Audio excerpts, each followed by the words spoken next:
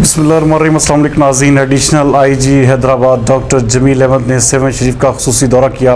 ہمارے نمائندہ خصوصی وقار علی ملہ کے مطابق D S P office Sehwan پہنچنے پر D S P Bashir Ahmed Kunharo نے ان کا شاندار استقبال کیا۔ سیہون میں شہریوں سے ملاقات کر کے پولیس سے متعلقہ مسائل پر بات چیت کرتے ہوئے ڈاکٹر جمیل احمد کا کہنا تھا کہ قلندر لال شہباز کی سیکیورٹی انتہائی بہتر ہے اور عوام کو حکومت سندھ کی جانب سے SOPs پر عمل کرنا چاہیے۔ انہوں نے کہا کہ سیکیورٹی ہمارا فرض ہے۔ پورے سیہون شہر میں CCTV کیمراز بھی لگائے جائیں گے تاکہ آنے والے زائرین کو مکمل سہولیات فراہم کی جا سکیں۔ درگاہ قلندر لال شہباز پر انہوں نے حاضری بھی دی اور چادر چڑھائی۔